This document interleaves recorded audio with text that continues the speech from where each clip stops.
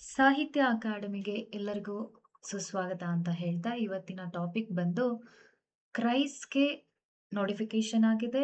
1087 ಪೋಸ್ಟ್ಗಳು ಕಾಲ್ ಆಗಿದೆ. ಅದರಲ್ಲಿ ಇಂಗ್ಲಿಷ್ ಟೀಚರ್ಸ್ಗೂ ಕೂಡ ಕಾಲ್ ಆಗಿದೆ. ಹಿಂದಿನ ಒಂದು ವಿಡಿಯೋದಲ್ಲಿ ನಾನು ಯಾವ ರೀತಿಯಾಗಿ ಅಪ್ಲೈ ಮಾಡಬೇಕು, ನೋಟಿಫಿಕೇಶನ್ ಅಲ್ಲಿ ಏನೇನೆಲ್ಲ ಸ್ಪೆಸಿಫಿಕೇಶನ್ಸ್ ಅನ್ನ ಕೊಟ್ಟಿದ್ದಾರೆ, ಕ್ವಾಲಿಫಿಕೇಶನ್ಸ್ ಏನಾಗಿರಬೇಕು ಇದೆಲ್ಲವನ್ನ ಕೂಡ ಎಕ್ಸ್ಪ್ಲೈನ್ ಮಾಡಿದ್ದೀನಿ. ಯಾರೆಲ್ಲ ನೋಡಿಲ್ಲ ಆ ವಿಡಿಯೋನ ರೆಫರ್ ಮಾಡ್ಬೋದು. ಆ್ಯಂಡ್ ಇವತ್ತಿನ ಕ್ಲಾಸಲ್ಲಿ ಎಸ್ಪೆಷಲ್ ಆಗಿ ಇಂಗ್ಲಿಷ್ ಪೇಪರಲ್ಲಿ ಏನೆಲ್ಲ ಸಿಲೆಬಸ್ ಇರುತ್ತೆ, ಹಾಗೆ ಯಾವ ರೀತಿಯಾಗಿ ಅದನ್ನ ಸ್ಟಡಿ ಮಾಡಬೇಕಾಗಿರುತ್ತೆ ಇದೆಲ್ಲವನ್ನ ನೋಡ್ತಾ ಹೋಗೋಣ. ಆ್ಯಂಡ್ ಕಂಪ್ಲೀಟ್ ಸಿಲೆಬಸ್ ಅನಾಲಿಸಿಸ್ ಅನ್ನ ನಾನಿಲ್ಲಿ ಮಾಡ್ತಾ ಇದ್ದೀನಿ. ಹಾಗೆ ಮುಂದಿನ ಕ್ಲಾಸ್ಗಳಲ್ಲಿ ಇಂಗ್ಲಿಷ್ಗೆ ಸಂಬಂಧಪಟ್ಟಂತಹ ಗ್ರಾಮರ್ ಆಗಿರಲಿ, ಪೆಡಾಗಗಿ ಆಗಿರಲಿ, ಎರಡಕ್ಕೂ ಕೂಡ ಇದರಲ್ಲಿ ಕ್ಲಾಸಸ್ ಅನ್ನ ಕಂಟಿನ್ಯೂ ಮಾಡೋಣ. ಓಕೆ, ಹಾಗಾದ್ರೆ ಸಿಲೆಬಸ್ ಅಲ್ಲಿ ಏನಿದೆ, ಹೇಗೆ ಓದಬೇಕು ಎಲ್ಲವನ್ನ ನೋಡೋಣ. ಇನ್ನು ಯಾರೆಲ್ಲ ಸಾಹಿತ್ಯ ಅಕಾಡೆಮಿಗೆ ಸಬ್ಸ್ಕ್ರೈಬ್ ಆಗಿಲ್ಲ, ಸಬ್ಸ್ಕ್ರೈಬ್ ಮಾಡ್ಕೊಳ್ಳಿ. ಹಾಗೆ ವಿಡಿಯೋನ ಶೇರ್ ಮಾಡಿ, ಲೈಕ್ ಮಾಡೋದಂತೂ ಮರಿಬೇಡಿ. ಎಸ್, ಸೊ ಇಲ್ಲಿ ನಾವು ಕಂಪ್ಲೀಟ್ ಇಂಗ್ಲಿಷ್ ಸಿಲೆಬಸ್ ಅನ್ನ ಕಾನ್ಸಂಟ್ರೇಟ್ ಮಾಡೋಣ. ಏನೆಲ್ಲ ಇರುತ್ತೆ ಹಾಗಾದ್ರೆ ನೋಡಿ. ಕ್ರೈಸ್ ಸಂಸ್ಥೆಯಿಂದ ಕೊಟ್ಟಿರುವಂತಹ ಸಿಲೆಬಸ್ ಆಗಿರುತ್ತೆ. ಹಾಗೆ ಈ ಬಾರಿ ಫಸ್ಟ್ ಪೇಪರಿಗೆ ಡೀಟೇಲ್ಡ್ ಆಗಿ ಸಿಲೆಬಸ್ ಅನ್ನ ಕೊಟ್ಟಿದ್ದಾರೆ. ಸೆಕೆಂಡ್ ಪೇಪರಿಗೆ ನಿರ್ದಿಷ್ಟ ಪತ್ರಿಕೆ ಅಂತ ಮಾತ್ರ ಕೊಟ್ಟಿದ್ದಾರೆ. ಈ ರೀತಿ ಕೊಟ್ಟಿರ್ಬೇಕಾದ್ರೆ ಹೇಗೆ ಸೆಕೆಂಡ್ ಪೇಪರಿಗೆ ಓದ್ಕೊಳ್ಳುವಂಥದ್ದು? Second paper syllabus last time ಕೊಟ್ಟಿದ್ದಾರೆ. ಅದರಲ್ಲಿ ಗ್ರಾಮರ್ ಅಲ್ಲಿ ಏನೆಲ್ಲ ಬರ್ತಿದೆಯೋ ಅದೆಲ್ಲವನ್ನ ಕವರ್ ಮಾಡಿದ್ದಾರೆ. ಹಾಗೆ ಈ ಬಾರಿಯೂ ಕೂಡ ನಾವು ಅದೇ ಸಿಲೆಬಸ್ ಅನ್ನ ಎಕ್ಸ್ಪೆಕ್ಟ್ ಮಾಡಬಹುದು. ನೋಡಿ, ಸಿಲೆಬಸ್ ಅಲ್ಲಿ ಏನಿದೆ, ಫಾರ್ ಪೇಪರ್ 2 ಆಪ್ಷನಲ್ ಪೇಪರ್ಸ್ ಅಂತ ಇದೆ. ಹಾಗೆ ನೆಗೆಟಿವ್ ಮಾರ್ಕಿಂಗ್ ಇರೋದನ್ನ ನೀವು ಖಂಡಿತವಾಗ್ಲೂ ಮರಿಬೇಡಿ. ನೆಗೆಟಿವ್ ಮಾರ್ಕಿಂಗ್ ಇರುತ್ತೆ. ಪ್ರತಿಯೊಂದು ತಪ್ಪು ಆನ್ಸರಿಗೆ -0.25 ಅಂದ್ರೆ ಕಾಲ್ ಭಾಗ ಮಾರ್ಕ್ಸ್ ಅನ್ನ ನೀವು ಕಳ್ಕೊಳ್ತಾ ಹೋಗ್ತೀರಾ. ಏನೆಲ್ಲ ಇದೆ?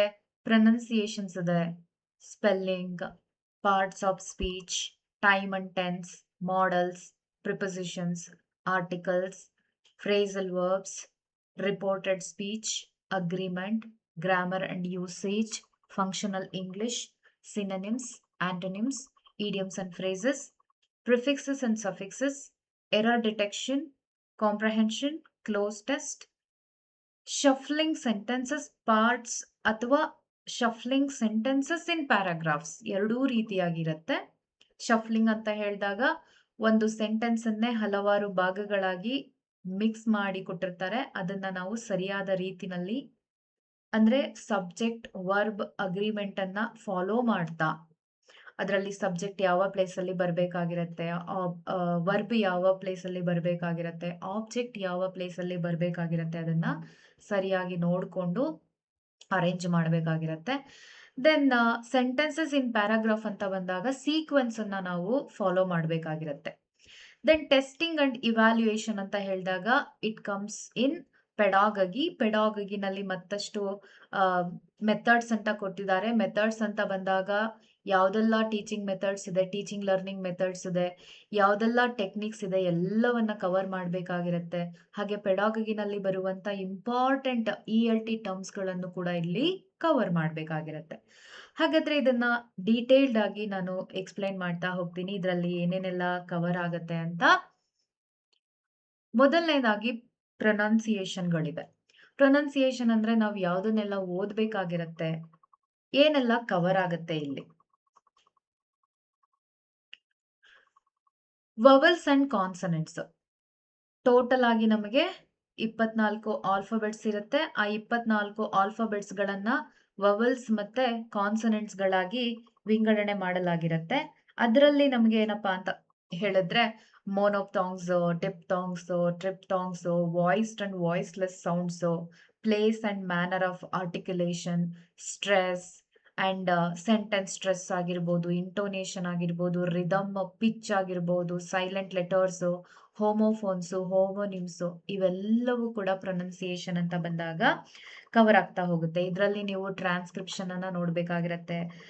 ಫಾರ್ ಎಕ್ಸಾಂಪಲ್ ಸಿ ಅಂತ ಹೇಳಿದಾಗ ಇದರಲ್ಲಿ ನಾವು ಇ ಅನ್ನೋ ಸೌಂಡ್ ಅನ್ನ ಯಾವ ರೀತಿಯಾಗಿ ಐಡೆಂಟಿಫೈ ಮಾಡಬೇಕು ಅಂತ ಹೇಳಿದ್ರೆ ಈ ರೀತಿಯಾಗಿ ಬರುತ್ತೆ. ಇ ಅಂತ ನಾವು ಅದನ್ನ ಪ್ರೊನೌನ್ಸ್ ಮಾಡಬೇಕಾಗಿರುತ್ತೆ.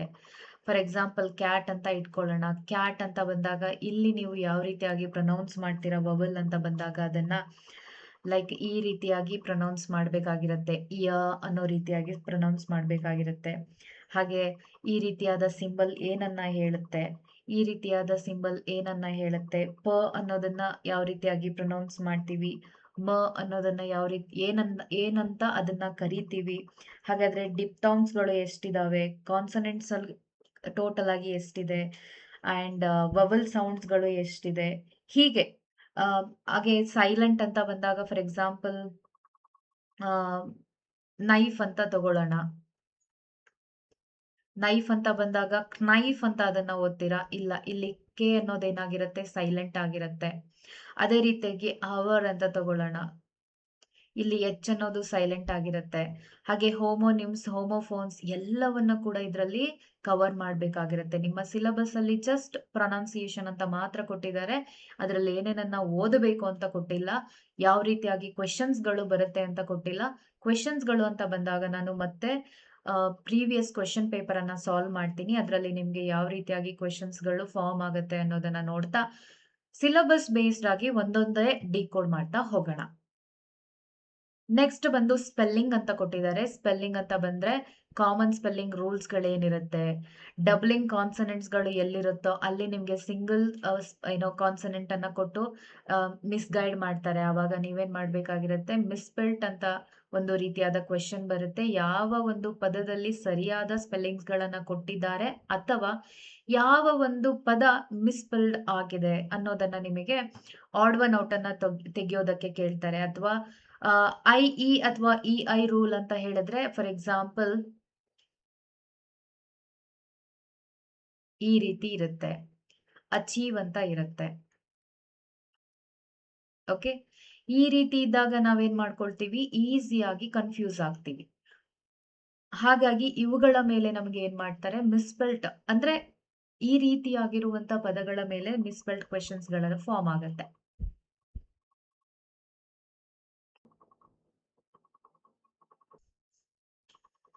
ಹಾಗೆ ಡ್ರಾಪಿಂಗ್ ಫೈನಲ್ ಅನ್ನ ತೆಗ್ದು ಏನ್ ಮಾಡ್ತಾರೆ, ನಮಗೆ ವರ್ಡ್ ಅನ್ನ ಕನ್ಫ್ಯೂಸ್ ಮಾಡ್ತಾರೆ. ಇದೆಯಾ ಇಲ್ವಾ? ಫಾರ್ ಎಕ್ಸಾಂಪಲ್ ಇಲ್ಲಿ ಇದೆ. ಅನ್ನ ತೆಗೆದು ರಿಸೀವ್ ಅಂತ ಕೊಟ್ಟಿರ್ತಾರೆ. ಹಾಗಾಗಿ ನಾವು ಕನ್ಫ್ಯೂಸ್ ಆಗ್ತೀವಿ. ಇಲ್ಲಿ ಅಚೀವ್ ಅಂತ ಇದೆ, ಅನ್ನ ತೆಗಿತಾರೆ. ಈ ರೀತಿ ಆಗಿರಬಹುದು. ಅಥವಾ ಚೇಂಜಿಂಗ್ ವೈ ಟು ಐ ಆಗಿರ್ಬೋದು. ಫಾರ್ ಎಕ್ಸಾಂಪಲ್ ಸ್ಟಡಿ ಅಂತ ಇದೆ. ಸ್ಟಡಿ ಅಂತ ಬಂದಾಗ ಇಲ್ಲಿ ವೈ ಇಂದ ಎಂಡ್ ಆಗುತ್ತೆ. ಅದೇ ನೀವು ಪ್ಲೂರಲ್ ಆಗಿ ಬರ್ದಾಗ ಹೇಗಾಗುತ್ತೆ, ಸ್ಟಡೀಸ್ ಅಂತ ಆಗುತ್ತೆ. ಅದನ್ನ ಅವ್ರು ಏನ್ ಮಾಡ್ತಾರೆ, ಸ್ಟಡೀಸ್ ಅಂತ ಈ ರೀತಿನೇ ಕೊಡ್ತಾರೆ. ಈ ರೀತಿ ಕನ್ಫ್ಯೂಷನ್ಸ್‌ಗಳು ಎಲ್ಲೆಲ್ಲಿ ಆಗುತ್ತೋ ಸ್ಪೆಲ್ಲಿಂಗ್ಸ್‌ಗಳಂತ ಬಂದಾಗ ಐಫನೇಟೆಡ್ ಅಂತ ಫಾರ್ ಎಕ್ಸಾಂಪಲ್ ಈಗ ಸ್ಟೂಡೆಂಟ್ಸ್ ಅಂತ ಇರುತ್ತೆ. ಐಫನೇಟೆಡ್ ಅಂತ ಹೇಳಿದ್ರೆ ಕಾಂಪೌಂಡ್ ವರ್ಡ್ಸ್‌ಗಳು ಬರುತ್ತೆ. ಸನ್ ಇನ್ ಲಾ.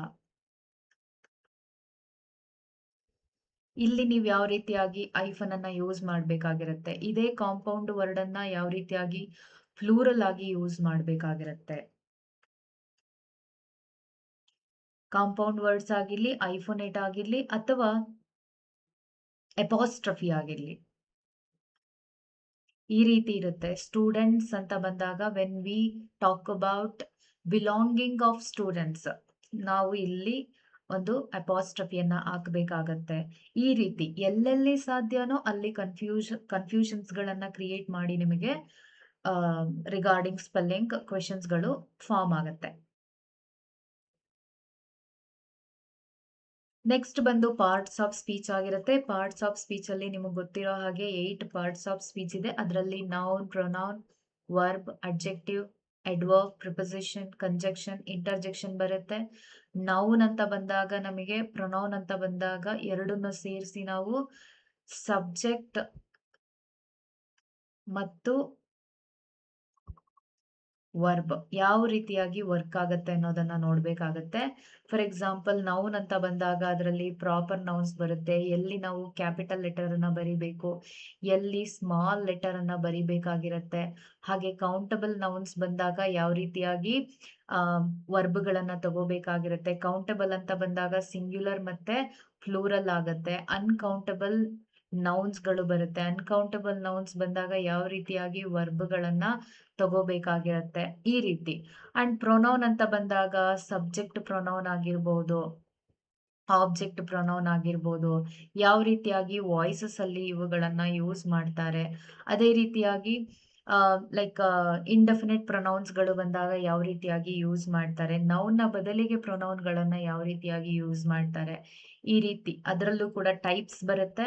ನೌನಲ್ಲೂ ಕೂಡ ಟೈಪ್ಸ್ ಬರುತ್ತೆ. ಕಲೆಕ್ಟಿವ್ ನೌನ್ಸ್ ಆಗಿರ್ಬೋದು, ಅನ್ಕಲೆಕ್ಟಿವ್ ನೌ ಕೌಂಟಬಲ್ ನೌನ್ಸ್ ಆಗಿರ್ಬೋದು, ಅಬ್ಸ್ಟ್ರಾಕ್ಟ್ ನೌನ್ಸ್‌ಗಳಾಗಿರ್ಬೋದು. ದೆನ್ ವರ್ಬ್ ಅಂತ ಬಂದಾಗ ಎಷ್ಟು ರೀತಿಯಾದ ವರ್ಬ್‌ಗಳಿದೆ. ರೆಗ್ಯುಲರ್ ವರ್ಬ್‌ಗಳಂದ್ರೆ ಹೇಗಿರುತ್ತೆ, ಇರ್ರೆಗ್ಯುಲರ್ ವರ್ಬ್‌ಗಳಂದ್ರೆ ಹೇಗಿರುತ್ತೆ, ಅವುಗಳ ವಿ1, ವಿ2, ವಿ3 ಫಾರ್ಮ್‌ಗಳು ಹೇಗಿರುತ್ತೆ. ಇವುಗಳನ್ನ ನೌನ್ ಇರ್ಬೋದು, ಪ್ರೊನೌನ್‌ಗಳ ಜೊತೆಯಲ್ಲಿ ನಾವು ಯಾವ ರೀತಿಯಾಗಿ ಯೂಸ್ ಮಾಡ್ತೀವಿ. ಹೆಲ್ಪಿಂಗ್ ವರ್ಬ್ಸ್‌ಗಳಂದ್ರೆ ಹೇಗಿರುತ್ತೆ.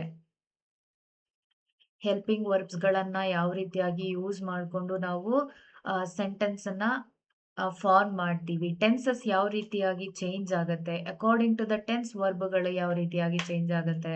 ಅಡ್ಜೆಕ್ಟಿವ್ಸ್ ಬಂದಾಗ ಡಿಗ್ರೀಸ್ ಅಂತ ಬರುತ್ತೆ. ಡಿಗ್ರೀಸ್ ಅಲ್ಲಿ ನಾವು ಯಾವ ರೀತಿಯಾಗಿ ಆಮ್, ಏನು ಪಾಸಿಟಿವ್ ಡಿಗ್ರಿ ಆಗಿರ್ಬೋದು, ಅಥವಾ ಕಂಪ್ಯಾರಿಟಿವ್ ಡಿಗ್ರಿ ಆಗಿರ್ಬೋದು, ಸೂಪರ್ಲೇಟಿವ್ ಡಿಗ್ರಿ ಆಗಿರ್ಬೋದು, ಇವುಗಳಲ್ಲಿ ಯಾವ ರೀತಿಯಾಗಿ ಅಡ್ಜೆಕ್ಟಿವ್ಸ್‌ಗಳು ಯೂಸ್ ಆಗತ್ತೆ.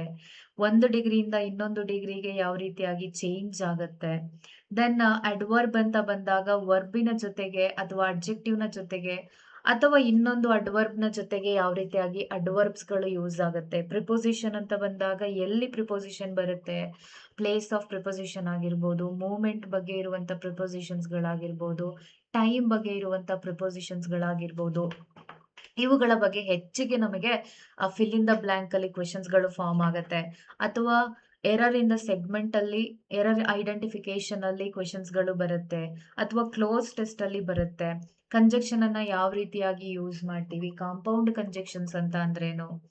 ಕ್ಲಾಸ್ ಅಂತ ಬಂದಾಗ ಕಂಜಂಕ್ಷನ್ ಇಂಪಾರ್ಟೆಂಟ್ ಆಗಿರುತ್ತೆ. ಮೇನ್ ಕ್ಲಾಸ್ ಯಾವ ರೀತಿಯಾಗಿರುತ್ತೆ. ಸಬ್ ಕ್ಲಾಸ್ ಯಾವ ರೀತಿಯಾಗಿರುತ್ತೆ.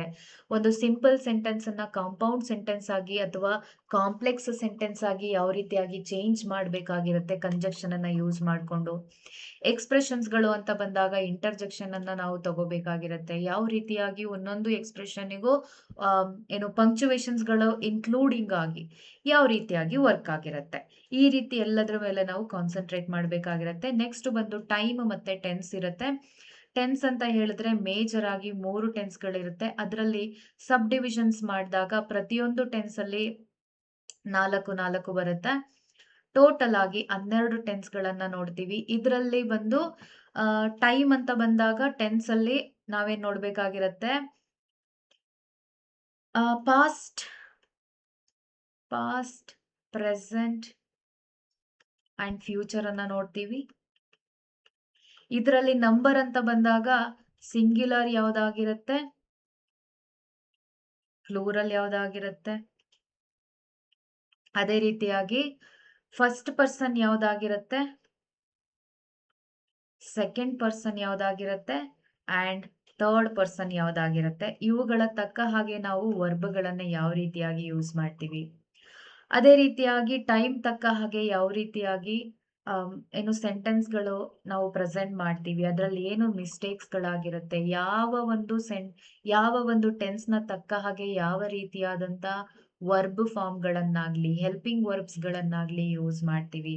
ಹಾಗಾದ್ರೆ ಟೆನ್ಸ್‌ಗಳನ್ನ ಯಾವ ರೀತಿಯಾಗಿ ಕಂಡುಹಿಡಿಬೇಕಾಗಿರತ್ತೆ. ಎರರ್ಸ್ ಅಂತ ಕೊಟ್ಟಾಗ ಯಾವ ರೀತಿಯಾಗಿ ಇದರಲ್ಲಿ ತಪ್ಪಾಗಿರತ್ತೆ. ಇವೆಲ್ಲವನ್ನ ನಾವು ಸ್ಟಡಿ ಮಾಡಬೇಕಾಗಿರತ್ತೆ. ಕ್ವೆಶ್ಚನ್ ಪೇಪರ್ ನೋಡಿದಾಗ ನಿಮಗೆ ಗೊತ್ತಾಗತ್ತೆ. ಅದರಲ್ಲೇ ಮಾಡೆಲ್ ವರ್ಬ್ಸ್‌ಗಳಂತ ಬರುತ್ತೆ. ಮಾಡೆಲ್ ವರ್ಬ್ಸ್ ಅಂತ ಬಂದಾಗ can, could, may, might, shall, should, will, would, must, ought to, need to, dare to, use to ಅಥವಾ ಸೆಮಿ ಮಾಡಲ್ಸ್ ಅಂತ ಬರುತ್ತೆ. ಇವುಗಳು ನಮಗೆ ಫಂಕ್ಷನ್ಸ್ ಫಂಕ್ಷನಲ್ ಇಂಗ್ಲಿಷಲ್ಲಿ ಹೆಚ್ಚಿಗೆ ನಾವು ಬಳಸೋದ್ರ ಮೂಲಕ ಇದರಲ್ಲಿ ಎಬಿಲಿಟಿ ಆಗಿರ್ಬೋದು, ಪರ್ಮಿಷನ್ ಆಗಿರ್ಬೋದು, ಆಬ್ಲಿಗೇಷನ್ ಆಗಿರ್ಬೋದು, advice, possibility, necessity, probability, deduction ಈ ರೀತಿಯಾಗಿ ನಾವು ಇವುಗಳನ್ನ ಯೂಸ್ ಮಾಡ್ತಾ ಹೋಗ್ತೀವಿ. For example, would you like to have cup of a coffee? Sorry, would you like to have a cup of coffee? Can I sit here? Can you write an essay for me? May I come in? ಈ ರೀತಿಯಾಗಿ ನಾವು functional ಇಂಗ್ಲಿಷಲ್ಲಿ ಯಾವ ರೀತಿಯಾಗಿ ಮಾಡಲ್ ವರ್ಬ್ಸ್ಗಳನ್ನ use ಮಾಡ್ಕೊಳ್ತೀವಿ. Then prepositions ಅನ್ನೇ separate ಆಗಿ ಕೊಟ್ಟಿದ್ದಾರೆ. ಹಾಗಾಗಿ ನಮ್ಮ ಕಾನ್ಸಂಟ್ರೇಷನ್ ಹೆಚ್ಚಿಗೆ ನಾವು ಪ್ರಿಪೋಸಿಷನ್‌ಗೂ ಕೂಡ ಕೊಡಬೇಕಾಗಿರುತ್ತೆ. ಇದರಲ್ಲಿ ಟೈಮ್ ಪ್ರಿಪೋಸಿಷನ್ ಆಗಿರ್ಬೋದು, ಪ್ಲೇಸ್ ಪ್ರಿಪೋಸಿಷನ್ ಆಗಿರ್ಬೋದು, ಡೈರೆಕ್ಷನ್ ಆಗಿರ್ಬೋದು. ಫಾರ್ ಎಕ್ಸಾಂಪಲ್, ಇನ್ ಅನ್ನೋ ಒಂದು ಪ್ರಿಪೋಸಿಷನ್ ಅನ್ನ ಪ್ಲೇಸ್ ಅಲ್ಲೂ ಕೂಡ ಯೂಸ್ ಮಾಡ್ತೀವಿ. ಅದೇ ರೀತಿಯಾಗಿ ಟೈಮ್ ಅಲ್ಲೂ ಕೂಡ ಯೂಸ್ ಮಾಡ್ತೀವಿ. For example, I ate breakfast in the morning ಅಂತ ಯೂಸ್ ಮಾಡ್ತೀವಿ. ಇನ್ ದ ಮಾರ್ನಿಂಗ್ ಅಂತ ಬರುತ್ತೆ. ಅದೇ ರೀತಿಯಾಗಿ in the field, the children are playing in the field ಅಂತ ಯೂಸ್ ಮಾಡ್ತೀವಿ. ಇನ್ ದ ಫೀಲ್ಡ್ ಅಂತ ಬರುತ್ತೆ. She is sitting in a room ಅಂತ ಬರುತ್ತೆ. ಇನ್ಸೈಡ್ ಅನ್ನೋದನ್ನ ಎಲ್ಲಿ ಯೂಸ್ ಮಾಡ್ತೀವಿ? ಇನ್ ಟು ಅನ್ನೋದನ್ನ ಎಲ್ಲಿ ಯೂಸ್ ಮಾಡ್ತೀವಿ? ಅದೇ ರೀತಿಯಾಗಿ ಅಟ್ ಆಗಿರ್ಬೋದು, ಅಥವಾ ಆನ್ ಆಗಿರ್ಬೋದು, ಅಥವಾ ಲೈಕ್ ಪ್ರಿಪೋಸಿಷನಲ್ ಫ್ರೇಸಸ್‌ಗಳು ಬರ್ತಾ ಹೋಗುತ್ತೆ. ಏಜೆನ್ಸಿ, ಇನ್‌ಸ್ಟ್ರುಮೆಂಟ್ ಅಥವಾ ಲೈಕ್ ಫಿಕ್ಸ್ಡ್ ಎಕ್ಸ್‌ಪ್ರೆಷನ್ಸ್‌ಗಳು ಅಂತ ಬಂದಾಗ, ಅಂದ್ರೆ ಕೊಲೋಕೇಶನ್ಸ್ ಅಂತ ಬರುತ್ತೆ. ಯಾವ ರೀತಿಯಾಗಿ ಒಂದಕ್ಕೆ ಒಂದು ಪ್ರಿಪೋಸಿಷನ್ ಅನ್ನೇ ಯೂಸ್ ಮಾಡ್ಬೇಕು ಅನ್ನೋದು ಬರುತ್ತೆ. ಅಂಡ್ ಕನ್ಫ್ಯೂಸಿಂಗ್ ಪ್ರಿಪೋಸಿಷನ್ಸ್ ಅಂತ ಬಂದಾಗ, ಐ ಆಮ್ ಆಂಗ್ರಿ ವಿತ್ ಅಂತ ಹೇಳ್ತೀವಿ. ಆಂಗ್ರಿ ಟು ಅಂತ ಯಾಕೆ ಹೇಳಲ್ಲ? ಆಂಗ್ರಿ ಟುವರ್ಡ್ಸ್ ಅಂತ ಯಾಕೆ ಹೇಳಲ್ಲ? ಆಂಗ್ರಿ ಆನ್ ಅಂತ ಯಾಕೆ ಹೇಳ್ಬೇಕಾಗತ್ತೆ? ಈ ರೀತಿಯಾಗಿ ಎರರ್ ಅನ್ನ ಇವುಗಳಲ್ಲಿ ಡಿಟೆಕ್ಷನ್ ಅನ್ನ ಮಾಡಬೇಕಾಗಿರುತ್ತೆ. That is very important. Then comes articles. Articles ಅಂತ ಬಂದಾಗ ಇಲ್ಲಿ ನೌನ್‌ಗಳು ಇಂಪಾರ್ಟೆಂಟ್ ಆಗಿರುತ್ತೆ. ಕೌಂಟಬಲ್ ನೌನು ಹಾಗೆ ಅನ್‌ಕೌಂಟಬಲ್ ನೌನ್‌ಗಳು ಯಾವ ರೀತಿಯಾಗಿ ಬರುತ್ತೆ, ಅವುಗಳ ಜೊತೆಗೆ ನಾವು ಆರ್ಟಿಕಲ್ ಅನ್ನ ಯಾವ ರೀತಿಯಾಗಿ ಯೂಸ್ ಮಾಡ್ತೀವಿ. ಸಿಂಗ್ಯುಲರ್ ಇದ್ದಾಗ ಮತ್ತೆ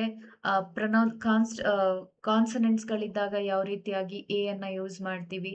ಅನ್‌ಕೌಂಟಬಲ್ ಇದ್ದಾಗ ನಾವು ಇವುಗಳನ್ನ ಬಳಸಬೇಕಾ ಬೇಡವಾ? ಅದೇ ರೀತಿಯಾಗಿ ವವಲ್ ಸೌಂಡ್ಸ್‌ಗಳು ಯಾವುದೆಲ್ಲ ಇರುತ್ತೆ, ವವಲ್ ಸೌಂಡ್ಸ್‌ಗಳು ಬಂದಾಗ ನಾವು ಯಾವ ರೀತಿಯಾಗಿ ಆನ್ ಅನ್ನ ಯೂಸ್ ಮಾಡಬೇಕು. ಹಾಗಾದ್ರೆ ವವಲ್ ಸೌಂಡ್ ಅನ್ನ ಯಾವ ರೀತಿಯಾಗಿ ಕಂಡುಹಿಡಿಬೇಕಾಗಿರುತ್ತೆ. ದ ಅಂತ ಬಂದಾಗ ಡೆಫಿನಿಟ್ ಆರ್ಟಿಕಲ್ ಆಗಿರುತ್ತೆ. ಡೆಫಿನಿಟ್ ಆರ್ಟಿಕಲ್ ಅನ್ನ ಎಲ್ಲಿ ನಾವು ಯೂಸ್ ಮಾಡಬೇಕು. ಅದೇ ರೀತಿಯಾಗಿ ಝೀರೋ ಆರ್ಟಿಕಲ್ ಅಂತ ಬಂದ್ರೆ ಎಲ್ಲಿ ನಾವು ಯಾವ ಆರ್ಟಿಕಲ್ ಅನ್ನು ಬಳಸಲೇಬಾರದು. ಈ ರೀತಿಯಾಗಿ ಆರ್ಟಿಕಲ್ಸ್ ಬಗ್ಗೆ ನಾವು ಸ್ಟಡಿ ಮಾಡಬೇಕಾಗಿರುತ್ತೆ. ನೆಕ್ಸ್ಟ್ ಬಂದು ಫ್ರೇಸಲ್ ವರ್ಬ್ಸ್. ಅಂದ್ರೆ ವರ್ಬ್ ಪ್ಲಸ್ ಪ್ರಿಪೋಸಿಷನ್ ಇರುತ್ತೆ, ವರ್ಬ್ ಪ್ಲಸ್ ಅಡ್ವರ್ಬ್ ಇರುತ್ತೆ, ವರ್ಬ್ ಪ್ಲಸ್ ಅಡ್ವರ್ಬ್ ಪ್ರಿಪೋಸಿಷನ್ ಇರುತ್ತೆ. ಫಾರ್ ಎಕ್ಸಾಂಪಲ್, ಗಿವ್ ಅಪ್ ಅಂತ ಇದೆ. ಗಿವ್ ಅಂದ್ರೆ ಕೊಡು ಅಂತ, ಅಪ್ ಅಂದ್ರೆ ಮೇಲೆ ಅಂತ. ಹಾಗಾದ್ರೆ ಕೊಡು ಮೇಲೆ ಅಂತ ಆಗತ್ತಾ? ಇಲ್ಲ. ಗಿವ್ ಅಪ್ ಅಂದ್ರೆ ಬಿಟ್ಟು ಬಿಡೋದು ಅಂತ ಆಗುತ್ತೆ. ಗಿವ್ ಇನ್ ಅಂದ್ರೆ ಸಬ್ಮಿಷನ್ ಅಂತ ಆಗುತ್ತೆ. ಪುಟ್ ಆಫ್ ಅಂತ ಆಗುತ್ತೆ. ಟರ್ನ್ ಆನ್, ಟರ್ನ್ ಆಫ್ ಅಂತ ಬರುತ್ತೆ. ಬ್ರಿಂಗ್ ಅಬೌಟ್ ಅಂತ ಬರುತ್ತೆ. ಈ ರೀತಿಯಾಗಿ ಜೋಡಿ ಪದಗಳು ಬರುತ್ತೆ. ನೋಡಿ, ನಾವು ಪ್ರಿಪೋಸಿಷನ್ ಅನ್ನ ಲಾಸ್ಟ್ ಪೇಜ್ ಅಲ್ಲಿ ನೋಡಿದ್ವಿ. ಫಿಕ್ಸ್ಡ್ ಪ್ರಿಪೋಸಿಷನ್ ಅಂತ ನೋಡಿದ್ವಿ. ಈ ಪ್ರಿಪೋಸಿಷನ್ ಈ ವರ್ಬ್ ಜೊತೆಗೇನೆ ಬರಬೇಕು ಅಂತ ಇರುತ್ತೆ. ಇವುಗಳನ್ನು ಸಹ ನಾವು ಕೊಲೋಕೇಶನ್ಸ್ ಅಂತಾನೂ ಕೂಡ ಕರಿತೀವಿ. ಹಾಗೆ ಯಾವುದೆಲ್ಲ ಯೂಶುವಲ್ ಆಗಿ ಎಕ್ಸಾಮ್ ಅಲ್ಲಿ ಕೇಳುವಂತ ಫ್ರೇಸಲ್ ವರ್ಬ್ಸ್ ಗಳಿದೆ ಅವುಗಳನ್ನ ಸ್ಟಡಿ ಮಾಡಬೇಕಾಗಿರುತ್ತೆ. Fill in the blank type ಅಲ್ಲಿ ನಿಮ್ಗೆ ಕ್ವೆಶನ್ಸ್ ಬರುತ್ತೆ. ನೆಕ್ಸ್ಟ್ ಬಂದು ರಿಪೋರ್ಟೆಡ್ ಸ್ಪೀಚ್ ಅಂತ ಬರುತ್ತೆ. ಒಂದು ಡೈರೆಕ್ಟ್ ಸ್ಪೀಚ್ ಇಂದ ಯಾವ ರೀತಿಯಾಗಿ ಇಂಡೈರೆಕ್ಟ್ ಸ್ಪೀಚಿಗೆ ನೀವು ಅದನ್ನ ಕನ್ವರ್ಟ್ ಮಾಡಬೇಕಾಗಿರುತ್ತೆ. ಕ್ವೆಶನ್ಸ್ ಬಂದಾಗ ಯಾವ ರೀತಿಯಾಗಿರುತ್ತೆ, ಸ್ಟೇಟ್ಮೆಂಟ್ಸ್ ಬಂದಾಗ ಯಾವ ರೀತಿಯಾಗಿರುತ್ತೆ, ಕಮಾಂಡ್ಸ್ ಅಥವಾ ರಿಕ್ವೆಸ್ಟ್ ಬಂದಾಗ ಯಾವ ರೀತಿಯಾಗಿರುತ್ತೆ, ಎಕ್ಸ್ಕ್ಲಮೇಷನ್ಸ್ ಬಂದಾಗ, ವಿಶಸ್ ಬಂದಾಗ, ಬ್ಯಾಕ್ ಶಿಫ್ಟಿಂಗ್ ಅಂತ ಅಂದ್ರೇನು ಇದರಲ್ಲಿ, ಅಥವಾ for example she is writing ಅನ್ನೋದನ್ನೇ ಈಸ್ ಶಿ ರೈಟಿಂಗ್ ಅಂತ ಬರುತ್ತೆ. ಈಸ್ ಶಿ ರೈಟಿಂಗ್ ಅನ್ನೋದು ಡೈರೆಕ್ಟ್ ಸ್ಪೀಚ್ ಅಲ್ಲಿ ಇದ್ದಾಗ ಇದನ್ನ ಯಾವ ರೀತಿಯಾಗಿ ನಾವು ಬ್ಯಾಕ್ ಶಿಫ್ಟ್ ಮಾಡ್ಕೊಳ್ತೀವಿ. ಈಸ್ ಅನ್ನೋದನ್ನ ಈ ಕಡೆ ತಗೊಳ್ತೀವಿ. ಶಿ ಈಸ್ ಅನ್ನೋದು ಪಾಸ್ಟ್ ಟೆನ್ಸ್ ಗೆ ನಾವು ಕನ್ವರ್ಟ್ ಮಾಡ್ಬೇಕಾಗಿರತ್ತೆ. ಶಿ ಅನ್ನೋದು ಥರ್ಡ್ ಪರ್ಸನ್ ಆಲ್ರೆಡಿ ಇದೆ, ಹಾಗಾಗಿ ನಾವು ಶಿ ವಾಸ್ ಅಂತ ಬರ್ಕೋಬೇಕಾಗಿರತ್ತೆ. ಈ ರೀತಿ ಬ್ಯಾಕ್ ಶಿಫ್ಟಿಂಗ್ ಅಂದ್ರೆ ಏನು? ಕ್ವೆಷನ್ಸ್ ಅನ್ನ ಯಾವ ರೀತಿಯಾಗಿ ಸ್ಟೇಟ್ಮೆಂಟ್ ಮಾಡ್ಕೊಳ್ಳೋದು, ಅದೇ ಸ್ಟೇಟ್ಮೆಂಟ್‌ಗಳಲ್ಲಿ ಯಾವ ರೀತಿಯಾಗಿ ಟೆನ್ಸ್‌ಗಳನ್ನ ಚೇಂಜ್ ಮಾಡ್ಕೊಳ್ಳೋದು, ಯಾವ ರೀತಿಯಾಗಿ ಪ್ರೊನೌನ್ಸ್‌ಗಳು ವರ್ಕ್ ಆಗತ್ತೆ. ಪ್ರೊನೌನ್ಸ್‌ಗಳು ಬಂದಾಗ ಇಲ್ಲಿ ನಮಗೆ first person, second person and third person ಅಂತ ಬಂದಾಗ ಯಾವ ರೀತಿಯಾಗಿ ಚೇಂಜ್ ಮಾಡ್ಕೋಬೇಕು. ಎಲ್ಲಾ ಫಸ್ಟ್ ಪರ್ಸನ್‌ಗಳು ಥರ್ಡ್ ಪರ್ಸನ್‌ಗೆ ಚೇಂಜ್ ಆಗತ್ತೆ. ಈ ರೀತಿ ರಿಪೋರ್ಟೆಡ್ ಸ್ಪೀಚ್ ಅಂತ ಬಂದಾಗ ಕೆಲವೊಂದು ರೂಲ್ಸ್‌ಗಳಿದೆ. ಅವುಗಳನ್ನ ನಾವು ಅಪ್ಲೈ ಮಾಡ್ಬೇಕಾಗಿರತ್ತೆ. ಟೈಮು, ಪ್ಲೇಸು, ರಿಪೋರ್ಟಿಂಗ್ ವರ್ಬ್‌ಗಳು ಯಾವುದೆಲ್ಲ ಇದೆ, ಆಸ್ಕ್ಡ್ ಇರ್ಬೋದು, ಸೆಡ್ ಇರ್ಬೋದು, ರಿಕ್ವೆಸ್ಟೆಡ್ ಇರ್ಬೋದು, ಇನ್ಸ್ಟ್ರಕ್ಟೆಡ್ ಇರ್ಬೋದು. ಈ ರೀತಿ ರಿಪೋರ್ಟೆಡ್ ವರ್ಬ್ಸ್‌ಗಳು ಯಾವುದೆಲ್ಲ ಬರುತ್ತೆ, ಯಾವ ರೀತಿಯಾಗಿ ವರ್ಕ್ ಆಗಿರುತ್ತೆ. ಓಕೆ. ನೆಕ್ಸ್ಟ್ ಬಂದು ಅಗ್ರೀಮೆಂಟ್. ಸಬ್ಜೆಕ್ಟ್ ವರ್ಬ್ ಅಗ್ರೀಮೆಂಟ್ ಅಂತ ಬಂದಾಗ ಇದನ್ನ ಸಿಂಟ್ಯಾಕ್ಸ್ ಅಂತ ಕರೀತಾರೆ. ಸ್ಟ್ರಕ್ಚರ್ ಆಫ್ ಅ ಸೆಂಟೆನ್ಸ್ ಅಂತ ಬಂದಾಗ ಅಥವಾ ಕಾನ್ಕರ್ಡ್ ಅಂತ ಕೂಡ ಕರೀತಾರೆ. ಇಲ್ಲಿ ನಾವು ಯಾವುದೆಲ್ಲ ಅಗ್ರೀಮೆಂಟ್ ಅನ್ನ ನೋಡ್ಬೇಕು ಅಂತ ಹೇಳಿದ್ರೆ ಸಿಂಗ್ಯುಲರ್, ಪ್ಲೂರಲ್ ಆಗಿರ್ಬೋದು, ಕಲೆಕ್ಟಿವ್ ನೌನ್ಸ್‌ಗಳಾಗಿರ್ಬೋದು, either, nor, every, each, along with, as well as, not only but also, one of, none of, each of, each ಅಂತಾನೋ ಅಥವಾ ಫ್ರಾಕ್ಷನ್ಸು, ಅಮೌಂಟ್ಸ್‌ಗಳು ಬಂದಾಗ ಯಾವ ರೀತಿಯಾಗಿ ನಾವು ವರ್ಬ್ಸ್‌ಗಳನ್ನ ಯೂಸ್ ಮಾಡ್ಬೇಕಾಗಿರತ್ತೆ. For example either, either, teacher, or, student, is reading a lesson ಅಂತ ಇಟ್ಕೊಳ್ಳೋಣ. ರೀಡಿಂಗ್ ಅಂತ ಇರುತ್ತೆ. ಇಲ್ಲಿ ಟೀಚರ್ ಕೂಡ ಇದೆ, ಸ್ಟೂಡೆಂಟ್ ಕೂಡ ಇದೆ. ಹಾಗಾದ್ರೆ ಇಲ್ಲಿ ಸಿಂಗ್ಯುಲರ್ ಯಾಕೆ ಬಂತು? ಅಥವಾ ಕಲೆಕ್ಟಿವ್ ನೌನ್ಸ್‌ಗಳು ಅಂತ ಬಂದಾಗ for example the pack of cards is on the table ಅಂತ ಬರುತ್ತೆ. ಹಾಗಾದ್ರೆ ಇಲ್ಲಿ ಕಾರ್ಡ್ಸ್ ಅಂತ ಪ್ಲೂರಲ್ ಇದೆ. ಹಾಗಾಗಿ ನಾವು ಈಸ್ ಅಂತ ಯಾಕೆ ತಗೊಂಡ್ವಿ? ಅದು ವಾಸ್ ಆಗ್ಬೇಕಲ್ವಾ? ಸಾರಿ, ಆರ್ ಆಗ್ಬೇಕಲ್ವಾ ಅಂತ ಹೇಳ್ಬೋದು. ಆದ್ರೆ ಇದು ಕಲೆಕ್ಟಿವ್ ನೌನ್ ಆಗಿರುತ್ತೆ. ಹೀಗೆ ಪ್ರತಿಯೊಂದಕ್ಕೂ ಕೂಡ ನಾವು ಇನ್ನೂ ಕೆಲವೊಂದು ರೂಲ್ಸ್‌ಗಳಿದೆ. ನಾನು ಎಲ್ಲವನ್ನ ಇಲ್ಲಿ ಕೊಟ್ಟಿಲ್ಲ. ಕ್ಲಾಸ್ ಅಂತ ಬಂದಾಗ ನಾವು ಅಲ್ಲಿ ನೋಡೋಣ. ಸಬ್ಜೆಕ್ಟ್ ವರ್ಬ್ ಅಗ್ರೀಮೆಂಟ್ ಅಲ್ಲಿ ಇದೆಲ್ಲವೂ ಕೂಡ ಬರುತ್ತೆ. ಎರರ್ಸ್ ಅಂತ ಬಂದಾಗ ಜಾಸ್ತಿ ನಮಗೆ ಅಗ್ರೀಮೆಂಟ್ ಅಲ್ಲೇ ನಾವು ಹೆಚ್ಚಿಗೆ ಕ್ವೆಷನ್ಸ್ ಬರುವಂತದ್ದು. ಅದ್ರಲ್ಲೂ ಕೂಡ ಎರರ್ಸ್ ಐಡೆಂಟಿಫಿಕೇಶನ್ ಅಂತ ಬಂದಾಗ ಆ, ಇನ್ನ ಮುಂದೆ ಒಂದಿದೆ ಅದ್ರಲ್ಲಿ ತೋರಿಸ್ತೀನಿ.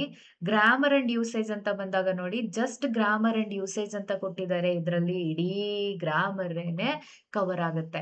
ಆಕ್ಟಿವ್ ಅಂಡ್ ಪ್ಯಾಸಿವ್ ವಾಯ್ಸ್ ಆಗಿರ್ಬೋದು, ಟ್ರಾನ್ಸ್ಫಾರ್ಮೇಶನ್ ಆಫ್ ಸೆಂಟೆನ್ಸ್ ಆಗಿರ್ಬೋದು, ಯಾವ ರೀತಿಯಾಗಿ ಪಾಸಿಟಿವ್ ಸೆಂಟೆನ್ಸ್ ಅನ್ನ ನೆಗೆಟಿವ್ ಮಾಡೋದು, ಸಿಂಪಲ್ ಪ್ರೆಸೆಂಟ್ ಅಲ್ಲಿ ಇದ್ದಾಗ, ಸಿಂಪಲ್ ಪಾಸ್ಟ್ ಅಲ್ಲಿ ಇದ್ದಾಗ ಯಾವ ರೀತಿಯಾಗಿ ಡೂ ಫಾರ್ಮ್ ಆಫ್ ವರ್ಬ್‌ಗಳನ್ನ ಹೆಲ್ಪಿಗೆ ತಗೊಂಡು ಟ್ರಾನ್ಸ್ಫಾರ್ಮ್ ಮಾಡೋದು, ಡಿಗ್ರೀಸ್ ಆಫ್ ಕಂಪಾರಿಸನ್ ಅಂದ್ರೆ ಏನು, ಅಡ್ಜೆಕ್ಟಿವ್ಸ್‌ಗಳನ್ನ ಯಾವ ರೀತಿಯಾಗಿ ಯೂಸ್ ಮಾಡ್ಬೇಕಾಗಿರತ್ತೆ, ಇವುಗಳ ಒಂದು ಕನ್ವರ್ಷನ್‌ನ ಯಾವ ರೀತಿಯಾಗಿ ಮಾಡ್ಬೇಕಾಗಿರತ್ತೆ, ಕ್ವೆಶ್ಚನ್ ಟ್ಯಾಗ್ಸ್‌ಗಳು ಯಾವ ರೀತಿಯಾಗಿರುತ್ತೆ, ಇದರಲ್ಲಿ ನೆಗೆಟಿವ್, ಪಾಸಿಟಿವ್ ಬರುತ್ತೆ, ಯಾವ ರೀತಿಯಾಗಿ ಟೆನ್ಸ್‌ಗಳ ಪ್ರಕಾರ ಕ್ವೆಶ್ಚನ್ ಟ್ಯಾಗ್‌ಗಳನ್ನ ಮಾಡಬೇಕು, ಪ್ರೊನೌನ್ಸ್‌ಗಳನ್ನ ಯಾವ ರೀತಿಯಾಗಿ ಯೂಸ್ ಮಾಡಬೇಕು, ಸಿಂಪಲ್ ಪ್ರೆಸೆಂಟ್, ಸಿಂಪಲ್ ಪಾಸ್ಟ್ ಅಲ್ಲಿ ಬಂದಾಗ ಯಾವ ರೀತಿಯಾಗಿ ಡೂ ಫಾರ್ಮ್ ಆಫ್ ವರ್ಬ್‌ಗಳನ್ನ ಹೆಲ್ಪಿಗೆ ತಗೋಬೇಕು, ನೆಗೆಟಿವ್ ಸೆಂಟೆನ್ಸ್‌ಗಳು ಯಾವ ರೀತಿಯಾಗಿ ಬರುತ್ತೆ, ಕಂಡೀಷನಲ್ ಸೆಂಟೆನ್ಸ್‌ಗಳನ್ನ ಯಾವ ರೀತಿಯಾಗಿ, ಟೆನ್ಸಸ್ ಅಂತ ಬಂದಾಗ್ಲೇ ಅಲ್ಲಿ ನಮಗೆ ಕಂಡೀಷನ್ಸ್‌ಗಳು ಬರುತ್ತೆ.